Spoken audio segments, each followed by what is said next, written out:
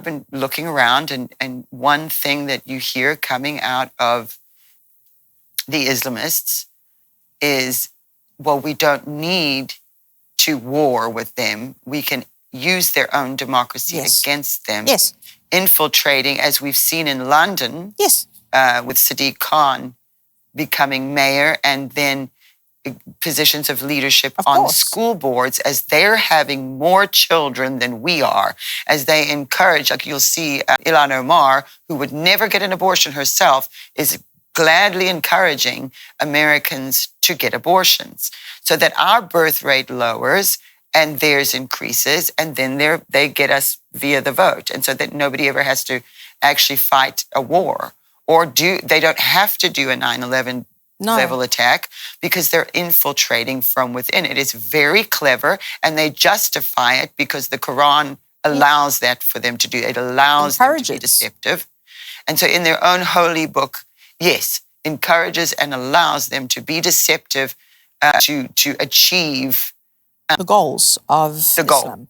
Which is everything being no more Jew, just like the Iranian constitution, not a drop of Jewish blood left on the earth.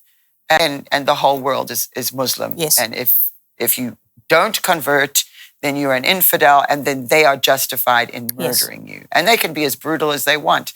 They're justified in raping. They can be as brutal as they want. Yes. And this is not just something we're saying, it's in the news. Go and look at Europe. Go and look at Switzerland, at London, at Paris, wherever, where the women in these countries are now getting pet pigs to walk around with, because they know the Muslims don't like the pigs, and they'll stay away from them. So there's women in Paris and London and all over Europe walking around with pet pigs to protect themselves. Because why? Because the police and the government will not protect them, will defend the other side. And so I don't understand how the Western leaders who have allowed this are justifying this to themselves. I do get the sense maybe they're being bullied. I'm not sure. I think it's also deception, Donné. But it does not make sense to me. I think it's downright deception. Great deception. Yeah, I really do think that.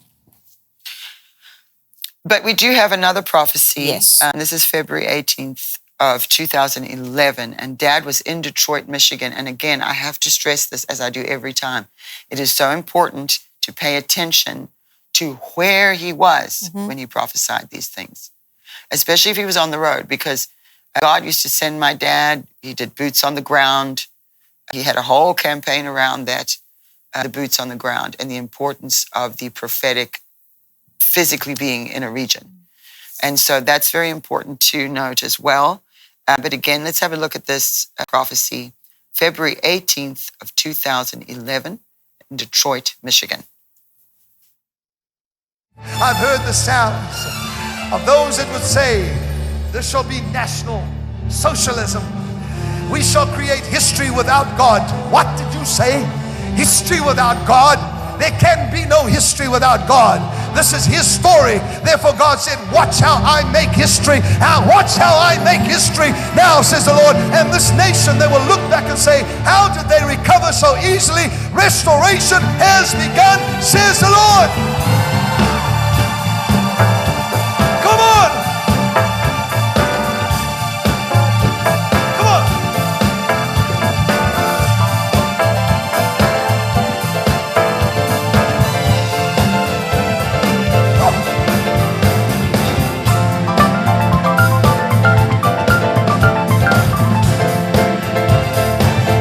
Somebody get happy.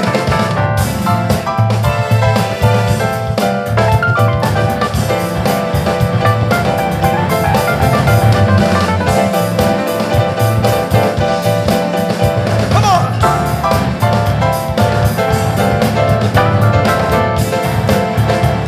Put your hands together, everybody.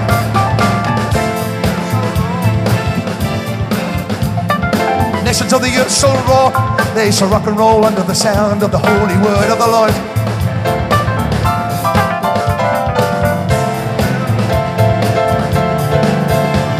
The nations of the earth, they roar, they rock and they roll under the sound of a new sound.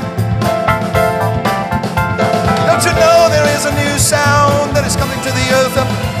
Do you know that there is a new sound that is coming to the earth, coming to the earth? sound that'll draw the people to the upper room again.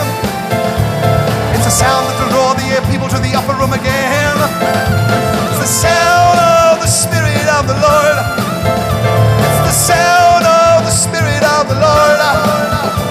It's a holy sound, a mighty sound that is coming to the people of the Holy One. They shall say, America has been baptized with a holy, holy fire. America will be baptized with a holy, holy, holy fire.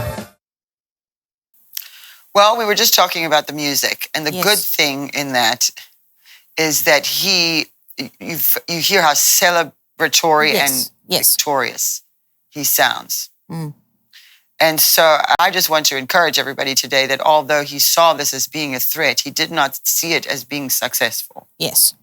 And it may look successful because New York, but I keep thinking, Christie, about the Biden presidency. Me too. You know, we knew that my dad had prophesied Trump would serve 2 terms. We did not know they would not be consecutive. No. When we look back now, we are actually grateful for those Biden years because people were forced to see the truth and learn a lesson. And it seems like New York is a little bit stubborn and certainly deceived, but they're going to learn a lesson from this. Yes, they are. And I'm very grateful that Donald Trump is the president while this lesson is being learned. Me as well. And I'm feeling, although it's heavy today, and you're right about that, I felt a terrible heaviness since he was elected. I know what was prophesied, and I know my dad's got a good track record when it comes to prophecy. Yes. And so again and again, like we said earlier, you'll see him prophesy the threat of, the attempt to, but not the success. And surely God would have shown him that that was a bigger problem. And so we're going to have to walk through some difficult times. And, you know, after Trump won the presidential election last year, I kept saying to everybody, we've won the battle, but now we're in the war. Yes. And that truly is the way it's been. I mean, we knew to anticipate that they would resist Trump and the administration on everything. I don't know if you saw, but Schumer and Hakeem Jeffries have already submitted a letter to Donald Trump. They want to end the shutdown. They were waiting until after the election. So they forced people into a position where they were desperate, hungry, suffering, unsure, and fearful, and then were able to gain these few wins in that region. And so it's very, very clear to me what's going on. You can see the politics being played. You can see Schumer. Yes, you can see the politics being played, but Donné, I mean, more than that, you can see that your dad was hearing the plans. We're talking about the prophecy we just watched was February 18th, 2011. I've heard the sounds of those that would say there shall be national socialism. We shall create history without God. That wasn't happening in 2011. He was hearing now